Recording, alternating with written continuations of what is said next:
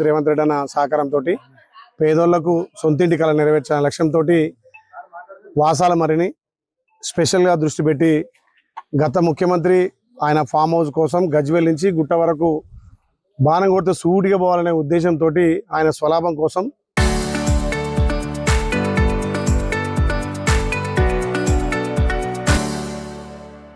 ఇక్కడ కొండాపూర్ వాసాలమరి తుర్కపల్లి మీదకెళ్ళా 5-6 గ్రామాలను వల్లకాడు చేసిండ్రు.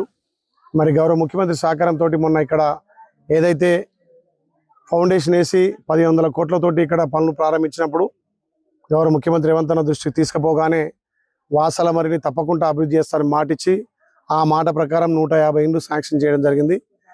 మొన్న కూడా కొండాపూర్ అదేవిధంగా తిరుమలాపూర్ సంబంధించి కూడా ఇండ్లు చాలా అవసరం ఉంటే మీరు త్వరితగతిన అక్కడికి వెళ్ళి మీరు పరిశీలించి స్వయంగా లబ్ధిదారుతో మాట్లాడి ఎన్ని ఇండ్లు అవసరం ఉంటే అన్ని ఇండ్లు ఇస్తారని మాట ఇవ్వడంతో ఈరోజు గౌరవ కలెక్టర్ జేసీ గారు సంబంధిత హౌసింగ్ అధికారులు అందరూ కూడా ఈ 3 గ్రామాలను విజిట్ చేసి అర్హులందరినీ గుర్తించి అర్హులందరికీ ఇందిరమిల్లతో పాటు ఆ గ్రామంలో మౌలిక వసతులు కల్పించాలనే లక్ష్యంతో ఇలా మార్నింగ్ వాక్ చేయడం జరిగింది.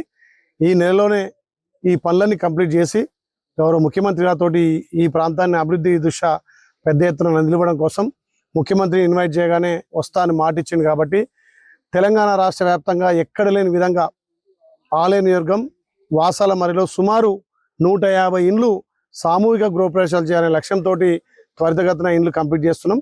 అందులో లక్ష్యంగా ఇక్కడ రోడ్డు కోసం భూములు కోల్పోయిన వాళ్ళు, ఇండ్లు కోల్పోయిన వాళ్ళకు ఇందిరమ్మ ఇండ్లు ఇవ్వాలనే లక్ష్యంతో స్పెషల్ కోటా కింద ఈ 3 గ్రామాలను ఎంపిక చేసి రోడ్డు బాధితులకు ఇందిరమ్మ ఇండ్లు ఇచ్చి కంప్లీట్ చేయాలనే లక్ష్యంతో ముందుకు పోయినాం.